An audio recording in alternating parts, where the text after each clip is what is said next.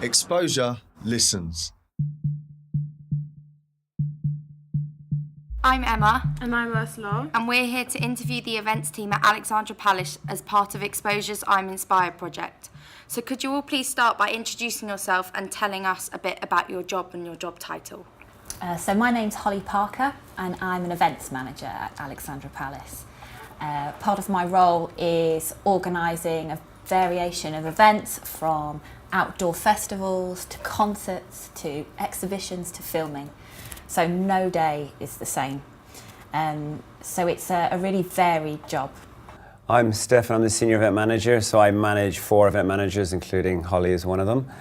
Same as Holly, it's a massive portfolio of events, indoor, outdoor, concerts, exhibitions, corporate, weddings, etc. And I'm Kelly, and I am the Event Services Manager at Alexandra Palace. So my job involves all the unglamorous bits behind the scenes, all the logistics, managing our cleaning and waste services, managing the signage, managing the contractors that we have on site and all their inductions and so on and so forth, and many other weird and wonderful things. Brilliant. Okay, I'm Luke. I'm here as part of Exposure, but I'm going to keep quiet for most of it, or I might pop up with the odd question if I think that it's relevant. Cool. Okay, well let's kick things off then. Okay. Could you describe what a typical working day is like for all of you? So in terms of where you'd be and the hours, etc. So the working out, there's a huge amount of pre-planning goes into a concert. So we will liaise with the promoter. They will email us something called a rider. That's all the kind of technical information about what the band needs in the room, the stage, the rigging, all that kind of stuff. And then we back and forth with the promoter for about 3 or 4 weeks before the event, book all the staff, get the whole venue ready. And then when they rock up on the morning of an event, about 7 in the morning, and all the trucks arrive, they will rig and build the whole show. They sound check during the day, and then pretty much by 5 o'clock you've done a whole day, but then we get ready to open doors to the public at 6:30, and that's kind of getting everything ready outside, getting all our ELT meetings, security meetings, briefings with the promoter, and then you pretty much open doors, the whole gig happens, close at 11, and then you're here for the loadout until about 3 in the morning. So it's a really, really long, intense day, but it's a really fun day. So as you can imagine, it's not for the faint-hearted when it comes to working events. They are long hours. So something like a concert, you're starting at 7 in the morning, and like Stephan said, you could be finishing at 3 a.m. So long hours, but it's really fun. And again, there's so much to do that the day just flies by, and you get to meet some incredible artists and producers and people in the industry that it's not a dull moment. I think it's all down to pre-planning as well, though. If you've kind of got your pre-planning on an event right, the more pre-planning you do, then less things will happen. It's kind of, stuff will always happen, but the more pre-planning you can do, the less you'll have to deal with on the day.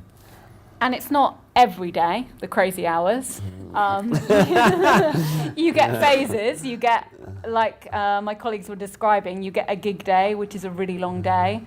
And then also exhibitions can be long days as well. Outdoor events, they can be long days. But then you do have some office days. You do have some days where you start at 9 and you finish at 5. And quite frequently, because you've been working long hours, you can start at 10 and you can finish at 4. We are quite flexible in the way we do our hours here. Yes, you work hard on the events, but our office jobs are kind of 9 to 5, so we do work an office job, and you'd probably only do 2 events a month. So a concert, obviously, all that pre-planning for 1 day. An exhibition might be 5 days, but then we would get cover within those days. But it is flexible, like you wouldn't come in the next day, or you come in at midday, so you kind of catch up on sleep. I think there's a lot of administration that goes with any event planning. So like Stephan was saying, it's about the pre-planning, and that's why the event goes well, because you've thought of absolutely everything that could happen before it happens. So we do spend a lot of time on email, writing schedules, on Excel doing budgets. You know, it's a lot of pre-planning and a lot of administration that goes into every event before the glamour starts. Yeah, and even site visits with the client, like their rigging company will come, tour management might come, their marketing people will come. So lots of people will come to the visit to the venue, see the venue, scope it out, and then you're just kind of to and fro in emails. So could each of you tell us a bit about how you got into this line of work? Okay, so I did an arts degree at university, so I was really interested in live events and specifically performance and theatre. So I studied that and then got into interning at various London theatres and West End shows. And from there, I got a job working in a local government scheme for outreach, so going and doing events and activities for young people. I really enjoyed it, so then ended up getting another job doing a Christmas market in Lincolnshire, and then got promoted to do the Olympic torch relay. Moved to London and I started working on events for the Mayor of London, so I did all the events on Trafalgar Square, like Pride, New Year's Eve fireworks, Chinese New Year, that kind of thing. And then from there I did the elections for Sadiq when he was in office, right here at Ali Pali. And I loved it so much that I got a job here within a month. So I spoke to one of the event managers that was running it, and he was about to leave to go freelance. And it was a bit of reconnaissance, I think. I just talked to people and they all loved the job and loved the venue. I thought, I've got to work here. This place is great. I think that's really key as well. Not only did Holly do a great job as one of our clients when she was here with the GLA, but I think by speaking to people in the venue and just kind of mixing with people, then she found out there was a job opportunity coming up and met the right people, and it's kind of, communication really, isn't it? It really is about that, I think, in any industry, but specifically in things like events and media. It really is about people skills and the way you talk to people. You find out so much, and people want to talk. You know, they want to tell you about what's good, what they enjoy, what works in their venue. And when you start listening to things like that, then you hear about these opportunities that are coming up. And that's how I ended up here. I kind of fell into events, actually. I came to the UK years ago to go to uni. So I did a 3-year dance degree at a Middlesex University in North London. Loved dance, and then I got a scholarship to London Contemporary Dance School in Euston. So I danced professionally for like 3 years, and then I set up a dance company. I was a choreographer. But after about 10 years in the dance industry, I kind of wanted to change the scene. So I moved to Brighton and I moved out of London. And then a mate asked me to help him load in a big job for a party planner in London he worked with. Could I drive a van for 2 weeks?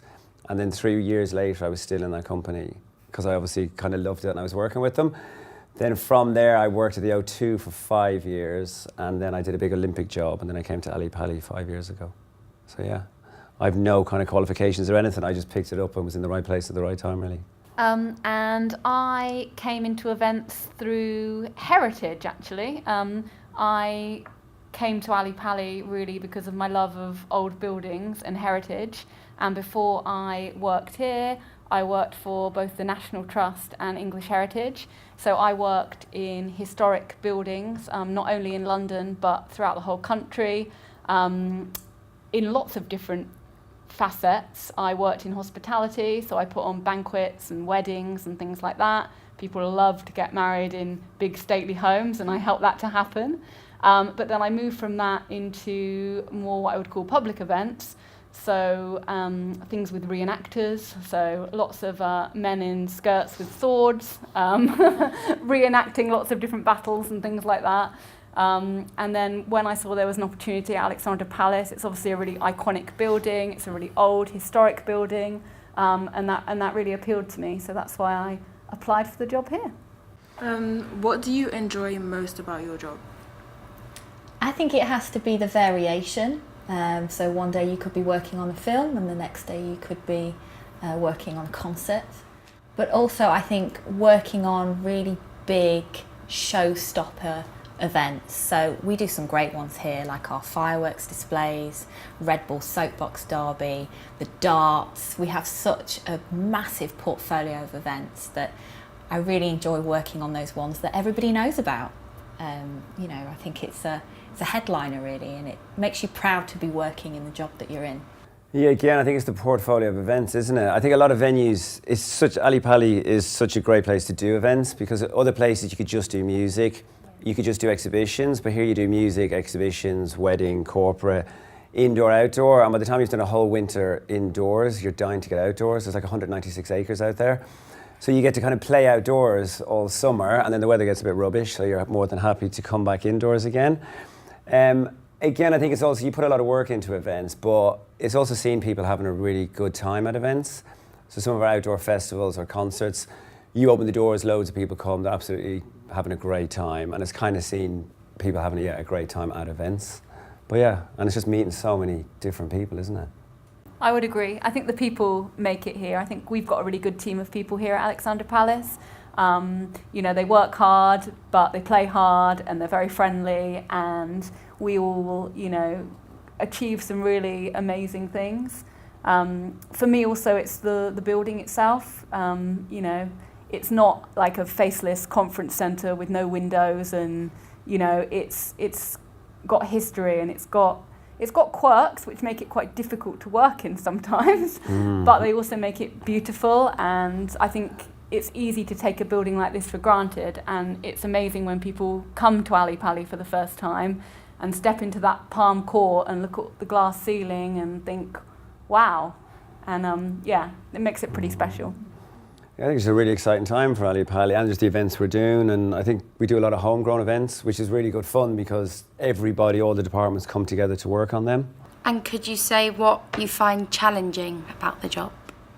I think with live events there are no rehearsals, so there's nowhere to hide really. If you've forgotten to do something, it's pretty clear when you go into a room that you've forgotten a piece of signage or you've forgotten to put some barrier out. So it's just about learning from your mistakes and not letting it drag you down, and just being good at finding solutions. And a colleague used to say to me, it's about being swan-like. So on the surface of the water you're really graceful, but you're kicking like hell underneath the water. And sometimes that's how events feels, you know, it's about smiling and getting through it and finding solutions to the problems. Yeah, I think and communication as well. I think you can be at the bottom of the hill with 2 radios, 2 telephones, and there's loads of people on site, and you're just kind of making loads of decisions. But I think it's finding a solution, really. It's just keeping calm, and it's not the end of the world. It's everything you can kind of sort in some way or the other, I suppose. I think you find that, yeah, the events industry, when you speak to events managers, they tend to be the most resourceful people you will ever meet. There's never a problem. It's always, I've got a solution to that, or their handbags full of pens and post-its and band-aids and anything just to be able to fix things straight away. So Holly, with the qualifications you have, what other jobs could you get into?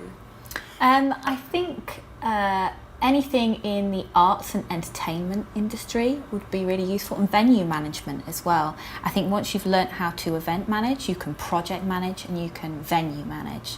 So I could go into an exhibition space, or I could go into a music venue. But also, I'm really interested in education, and I think it's really important that you're able to teach. And I would love to get more into teaching about how events work and imparting that knowledge.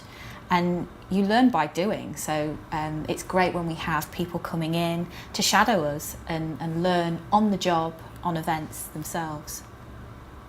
And could you maybe take us through the process of kind of organising an event from planning to the actual delivery? Yeah, absolutely. So first of all, there's a proposal. So if we take our summer festival, which happens every year, which is an Ali Pali produced event. So we all come together, and there's a pitch, there's an idea of what we want it to look like. How many stages do we want to have? What kind of demographic of people do we want to be inviting into the space? What are we going to feed them? What are they going to drink? You know, all of these things need to be discussed. We then set a budget, which then has to be agreed, and we've got to stick to it. And then we go about the really exciting bit, which is all the departments get together and they start putting in all of the organisation that goes into it, from marketing, what are we going to say on Facebook, what are we going to say to the standard, to how the space is dressed. Stephan is brilliant at the aesthetic, so you know he knows how to dress a space and make it look beautiful. And then we work all the way up to event day, promoting it, organising it, getting all of our security, traffic, electricians, facilities guys all in place, all of our infrastructure in, and then we pray for good weather. So we open our doors when we say we're going to, and And then the fun begins, and really that's when your event isn't your own anymore, because it's everybody else's, and you just watch people enjoy themselves and you become custodians of them. You just want to make sure that they're safe, they're happy, they've got food, they've got drink, they know where to go, you know, to the toilets, they know where to go and get information from. And then when they leave, we're still here tidying up and breaking down, and that can take days afterwards of getting everything back out again. So yeah, it's a long process, but a really rewarding one when you see local communities come and just really enjoy the venue. I think it is pulling together so many different departments as well, isn't it? It's like, do you have enough toilets? Do you have enough catering? Do you have enough bars? Is there water? What's your wet weather contingency if it's an outdoor event? So it's kind of thinking of all that stuff coming up to the event, so then if something does happen, you can kind of deal with it quite quickly. So yeah, there's a lot of people are involved in kind of managing an event. What would you consider the busiest time of the year for Alexandra Palace? Well, I used to say summer, but now that's getting busy. It's always busy. I think our biggest times would be like spring and autumn, I think. Spring and autumn are really busy because I think we do a lot of concerts and exhibitions. The summer is kind of quiet in a lot of venues, especially with music, because everyone's doing festivals. So most venues are kind of quiet in the summer, but then we are beginning to do gigs. We've got some exhibitions. We do a lot of our outdoor stuff in the summer, so we're getting busier with that. But I would say autumn, November, December is probably our busiest period. And we're one of the only venues that is very busy over Christmas, because we have a series of sporting events that start in December and run through till the middle of January. So there really are only 1 or 2 days break over the Christmas period. Yeah, a lot of other venues will probably do a few events in December and pick up in January. But yeah, we do kind of sporting events, and then we do darts, which we do every year, but that's in here for like 3 weeks. And then that goes straight into snooker. So we have for like about 6 weeks. It's really busy around Christmas. And who makes sure that everyone and everything is under control during an event? So it would be the event manager that's designated to that specific event, and what we call those venue ones on radio comms. And basically their job is to ensure that everybody that should be in place and has been booked is. They're monitoring CCTV to ensure the flow of people coming in, the queues aren't too long, that the temperature of the venue is right. Absolutely everything is covered by the venue manager, and that venue manager has ultimate say in what goes on. So if there needed to be an evacuation because there was a fire, then that would be the venue manager's decision to make.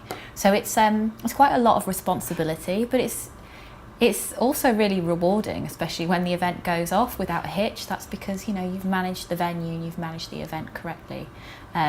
And that venue manager also speaks with the client, which is your number one person that you just want to please and keep happy, so that when they leave the venue, they just talk about how great it is and how they want to come back. Because we've just got to make sure that we keep the events coming in and that revenue stream. So our clients are super important to us. It sounds like a lot of responsibility, but there is really good departments. So luckily, like, you can rely on the marketing department. There's a great facilities team. There's other event managers in the office that you can kind of ask questions. So it's kind of everyone coming together, but there has to be kind of one person that manages the overall event. So that is the event managers.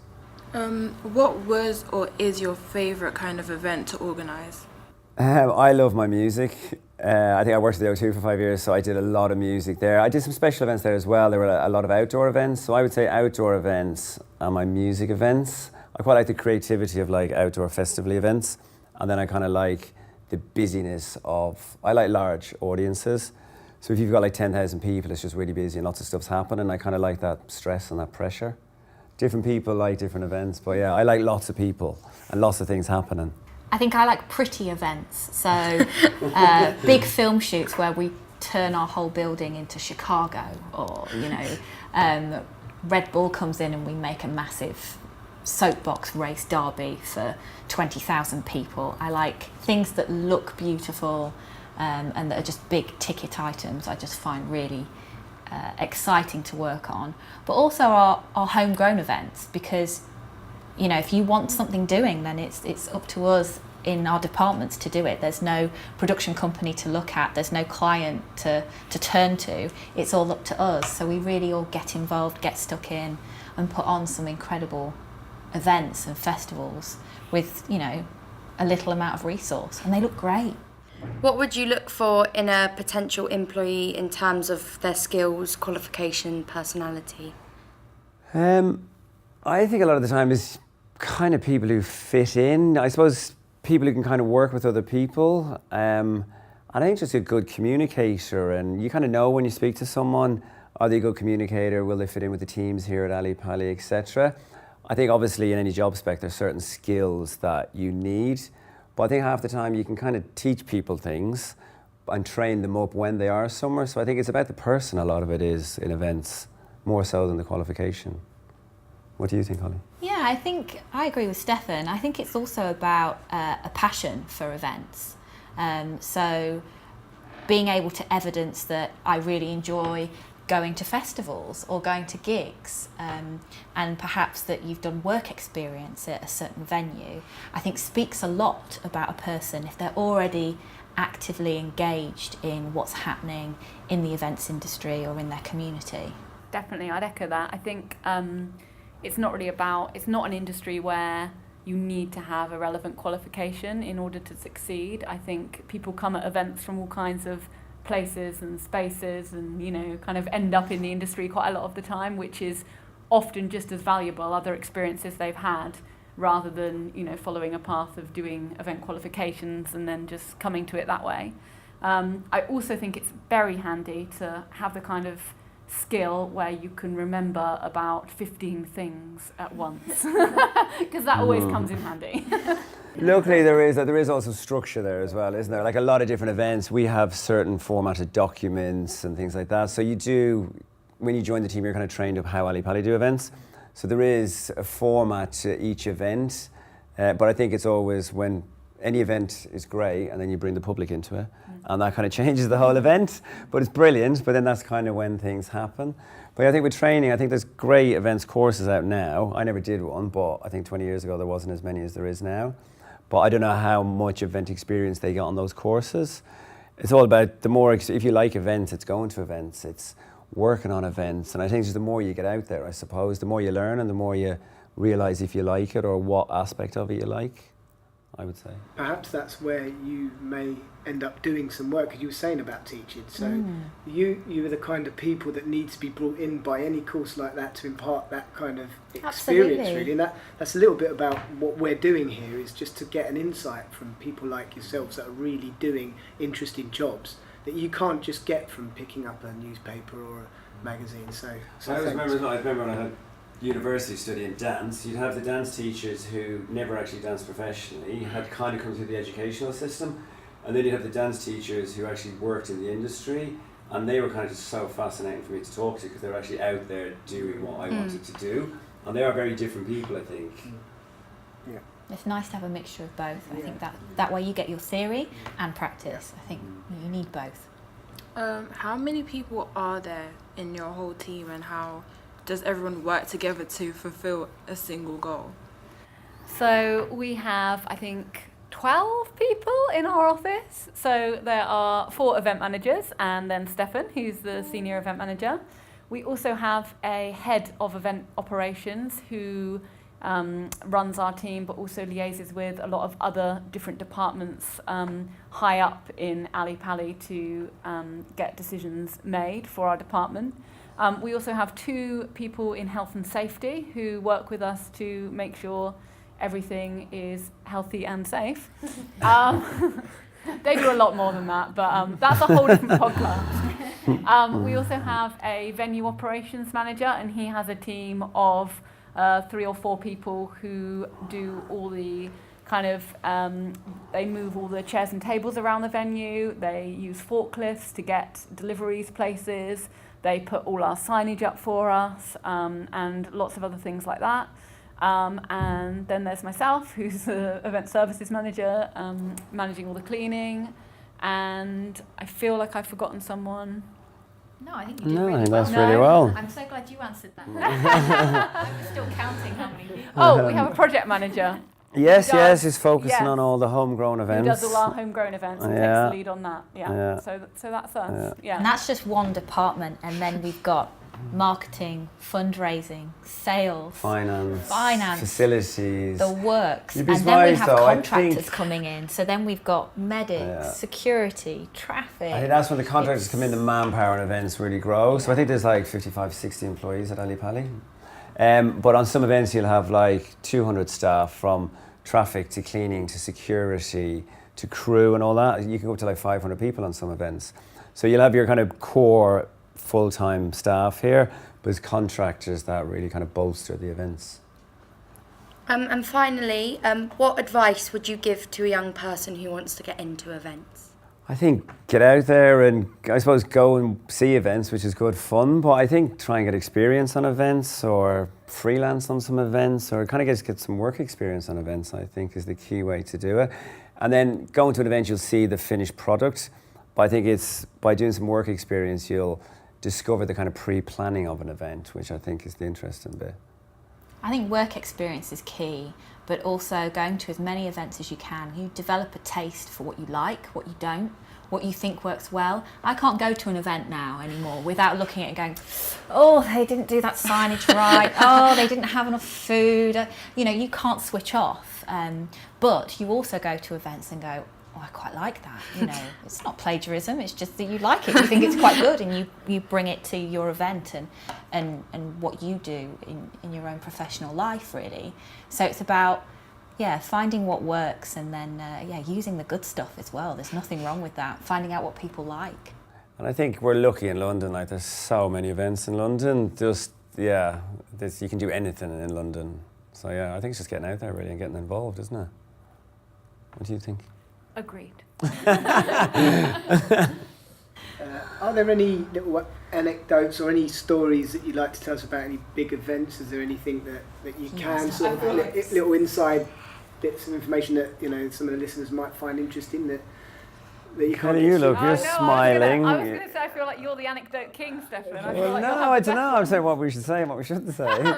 No, there's funny things. You might be pre-planning doing what you can. I remember Red Bull, but the year before you did it, someone came up the hill and they were putting in temporary toilets. And one of them was pushed too far and there's a massive hill. So this huge toilet unit just went charging down the hill and it crashed into a tree. Didn't damage the tree. But it's things like that. No, it was before the event it was. But it's just little things like you do all that planning, but like someone's, oh no, we've got a runaway toilet. And how do you deal with that and drag it back up the hill? And I don't know, there's loads of things like on concerts, it's just so busy. 21 Pilots we did, that was mental. Because we sometimes get early walk-ups outside, but they came like 2 days before.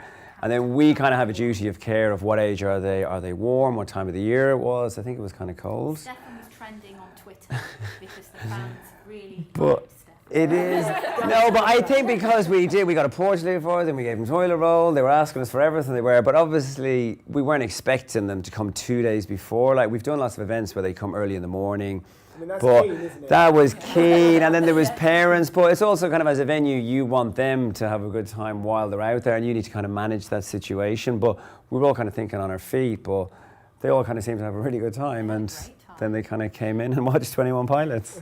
I think for me it has to be darts every year because all the attendees dress up in fancy dress, so you get really amazing radio traffic through from a Smurf has just fallen over a beer keg or the traffic cones are getting rowdy on stand number 1, and you just have to stand back and think, what am I doing? It's just so much fun, and the fancy dress is pretty epic on that event.